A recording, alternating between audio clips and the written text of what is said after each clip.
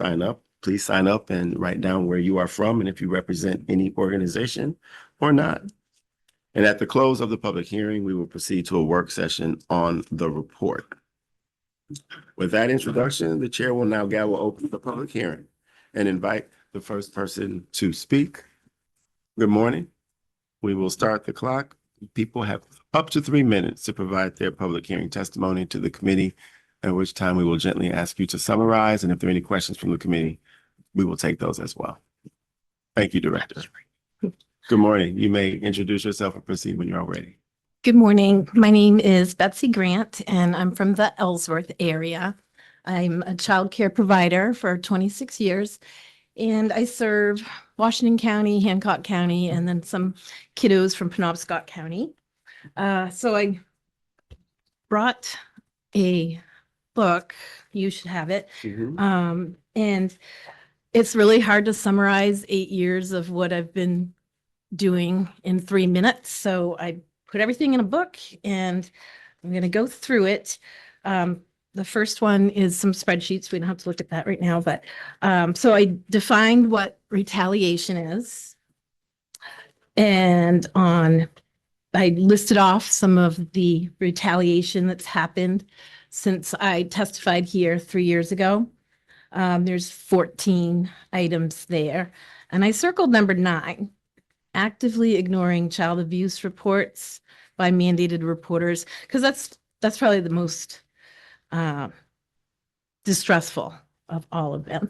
But excuse me, if you defer 1 second, I'm gonna pause. I have a question from the committee. Did you want to know where we were at? We were on page 9, section 4 of the report. Can I ask a question? You may ask a question. I timed this out for 3 minutes, but it took 5, so I cut off what I think I should do and go to I'm going to go to page 6 because I feel like the scope of this was the OPEGA findings for the daycare payments.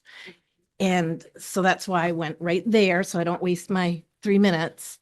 I paused it while you were trying to explain that to us. So if you have a couple minutes left. So just. Well, I've learned, I've been here, so I know I have to stick to the things. So. Yeah, but the questions are after, right? That is correct. Okay. That's not a part of your time. Page 6, the OPEGA findings. Most of the people, I've got a lot of help and a lot of support, and most people were like, oh, Betsey, you must have been so upset that year investigation, and it was only 3 months of 2025, and 95.5% of childcare providers were paid on time. And these people aren't quite like me. They don't understand that actually supports what I've been trying to say.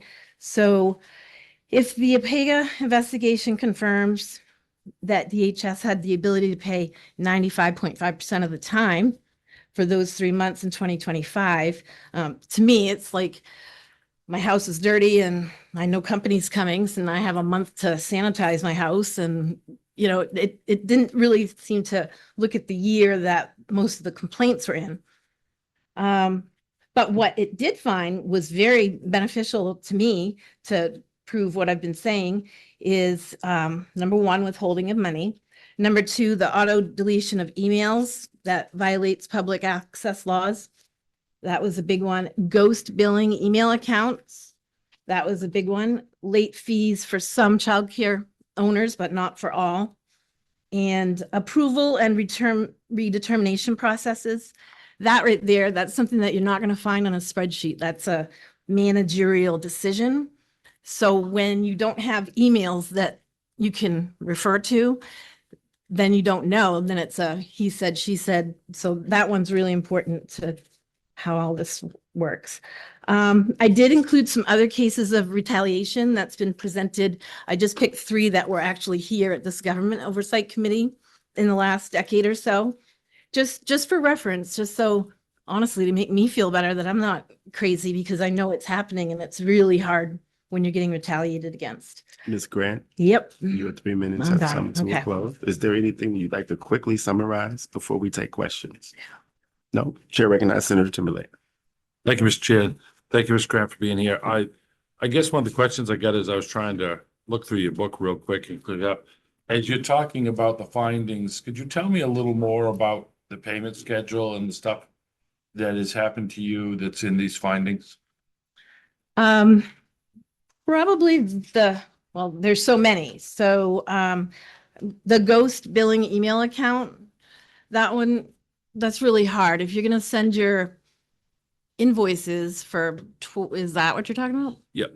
And what do you mean by ghost billing invoice accounts? I believe it was on page 4 of the APEGA findings. I didn't bring that with me because it was too much for my brain, but I think it was page 4 that was said, it could have been page 6, that there was one district that had an account that nobody was manning it. Mhm. And it just happened to be my district, which is a suspicious timing or whatever well, I know what I think. And so I did attach one email my emails don't, I copy them right away. So I know this, I know that tactic. So I have, it's really sad. It's the one that comes right after page 8. So, and it says in big letters, because I'm blind and this took a long time. And I have a Great Dane, so I hope all of yours are clean and not drooled on. But it says ghost billing email. And I highlighted it in orange, which when you photocopy, it kind of darkens it out. So I underlined it as well. And it says, I've never gotten a confirmation email from any foster child invoice in 26 years, which makes it a stressful process. Randy, who is in charge of the child care subsidy program, does a great job confirming and getting back to me, and he's very nice. And I was just trying to suggest that maybe a confirmation once we send our invoices in would be great. And then it's really sad. I say, I'm wondering who's in charge of the billing emails if no one responds to me. It seems like the list of emails that each person gets for the district office that would be working. And then I also send them to the caseworker and the person in the Ellsworth office who runs it. So that email is important. There's several, but I thought that was a quick one for you to see that that's a problem. And this is a pretty big book of emails right here. That's me trying to get paid. Mm. So it's not like a one-time thing. I mean, it's not like I put broccoli in my wagon and I didn't scan it and I have to go back into the store. I mean, that happened to me once. This is a history Thank you. pattern. Senator Timberlake, follow up. Did you ever, are you current with payments now? No, How far behind are we? in just foster children. Yes. I don't have foster children referred to me anymore. So when I testified 3 years ago, I had 14 of them at that time of testimony, just foster children. I had 92 kids. So I haven't had any, they were all removed. And I took one that I didn't bill for because I didn't want him to get removed. And then after months and months, the caseworker said that I really should start billing for him. So I did. And I got paid. And I was told to only bill one of the ladies at the top, and she's very, very nice. But for some reason, I didn't get last month's billing. That might go under, yep. So there's a couple pages if you flip after the ghost inspection and the late fee one, and it should say denial right at the top. Yep.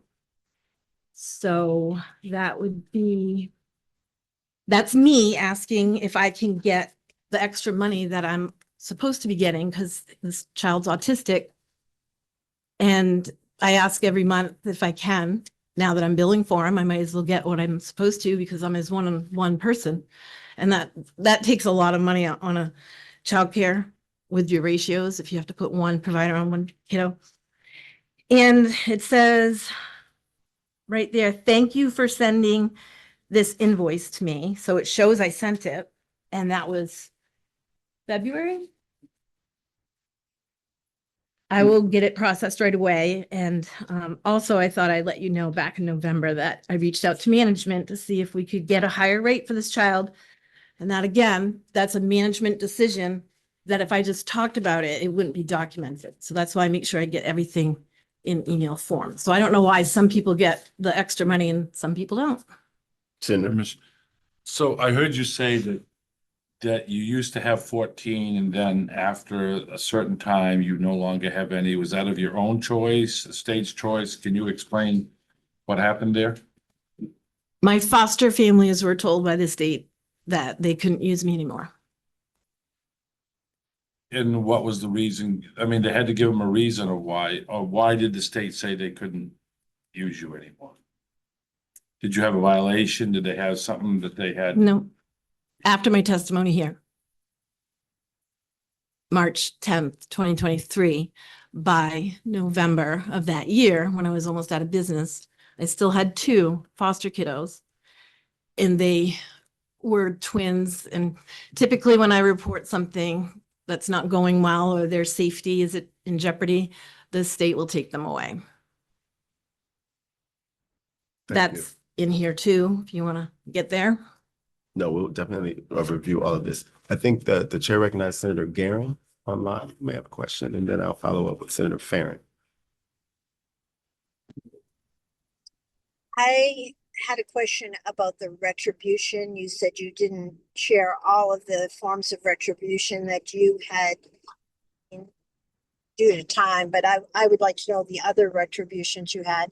And also in relationship to not having the foster children any longer, you said the parents were told not to have you. Did the state notify you that you weren't going to be allowed to do foster children anymore? They can't really say that, no. And I think because Senator Guerin is online, she doesn't have this document, but you have all of the examples in this document that you'd like us And to I have see. one for her. Okay, great. Yep. So Senator Guerin, we have a binder that has a lot of information in it. And so obviously when you are able to be present to receive that, you will see all of the examples that Ms. Grant has put into this binder for us to review. Okay, thank you. No worries. Chair recognizes Senator Farron. Thank you, Mr. Chair. Thank you, Mr. Grant, for being here. And this is a little bit of a follow-up question to what Senator Guerin was asking.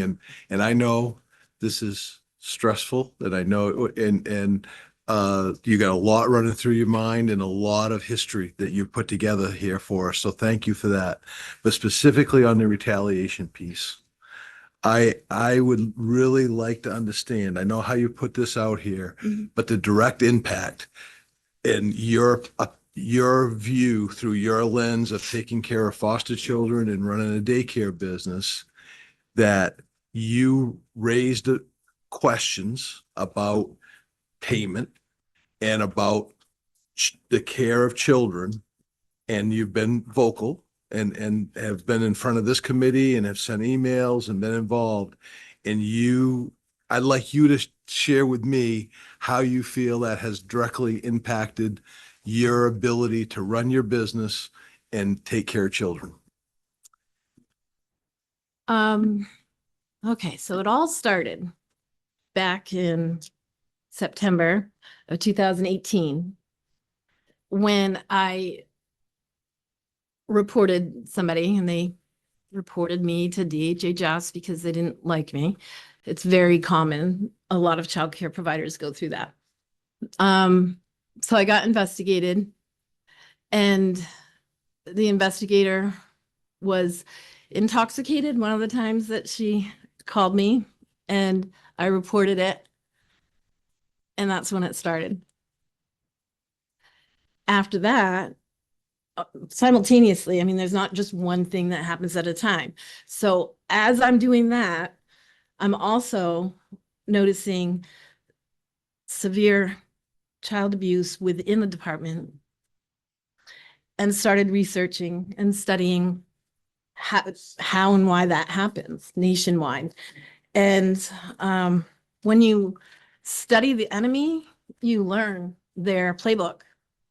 And I have reported people within the department and learned how to use law enforcement, Homeland Security. Child trafficking is a thing, and you've got to understand that foster children are the most vulnerable, the most vulnerable. And the predators are far more advanced than the people protecting them. We're not keeping up, and they are, and they've infiltrated. So that's when it started, is when I started really speaking up about some of the problems of keeping children safe and some of the decisions. And honestly, when I started communicating with Bill Diamond, that was tough. It was really tough to make a complaint and someone say, "Well, just call Bill Diamond." And that hurt my heart. And that's not a normal response from good people. And some caseworkers and some people in position of power are not good. Not all. I'm a child care provider and I try my best, but I've reported more child care providers than I have caseworkers or parents. If somebody wants to harm children, they have to have access to them. And that's when it started.